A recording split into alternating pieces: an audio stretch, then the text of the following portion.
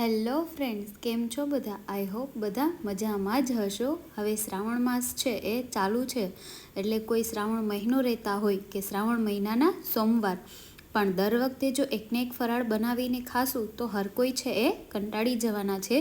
તો ક્યારેક 2 મિનિટમાં ઝટપટ બની અને સાદી સિમ્પલ ફરાળ એકદમ સ્વાદમાં કઈ રીતે બનાવી, ચલો બનાવીએ.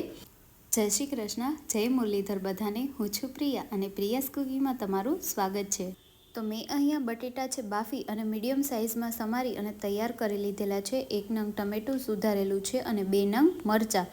ત્યારબાદ આપણે ફરાળ બનાવવા માટે જે મસાલાનો ઉપયોગ કરવાના છે એ બધા બાફેલા બટેટાની ઉપર જ ઉમેરી દઈશું. તો અડધી ટેબલ સ્પૂન જેટલી હળદર, સ્વાદ પ્રમાણે નમક અને 1 ચમચી છે એ લાલ મરચું પાવડર. તમે જે પ્રમાણે તીખું ખાઈ શકતા હોય એ પ્રમાણે તમે લાલ મરચું પાવડર છે એ ઉમેરી શકો છો. 3 ચમચી જેટલું લઈ લીધેલું છે અને આપણું તેલ છે એ ગરમ થઈ ગયું છે. તો એમાં 1 ચમચી જેટલી છે એ જીરું ઉમેરી દઈએ.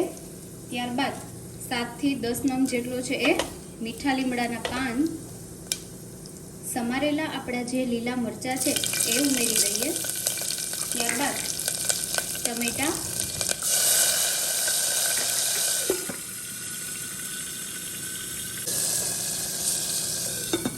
હવે આપણું ટમેટું છે એ થોડું ગળી જાય ત્યાં સુધી એને ધીમા ગેસે પકવવા દઈએ.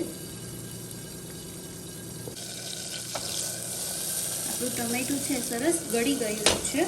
હવે આપણે છે બટેટામાં જે મસાલો ઉમેરેલો હતો એ બટેટા છે આપણે આમાં ઉમેરી અને સરખી રીતે હલાવી અને મિક્સ કરી દઈએ.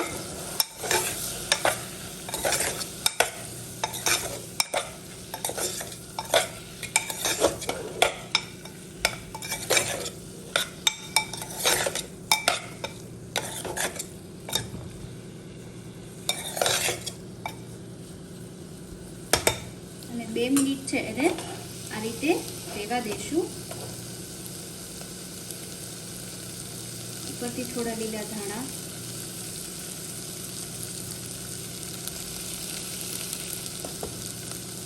તો તૈયાર છે એકદમ સાદી, સિમ્પલ અને ઝટપટ 2 મિનિટમાં બનીને તૈયાર થઈ જાય એવી બટેટાની ફરાળ. તો તમે પણ ક્યારેક બનાવો, ખૂબ જ સ્વાદમાં સરસ બને છે. તો તમને આજની આ રેસીપી કેવી લાગી કમેન્ટ ચોક્કસથી કરજો. અને હા, જો તમે આ વિડીયો જોઈ લીધો હોય તો લાઈક ચોક્કસ કરી દેજો. અને જો તમે મારા વિડીયો પર નવા હોય તો લાઈક, શેર અને સબસ્ક્રાઈબ કરજો. Thank you for watching.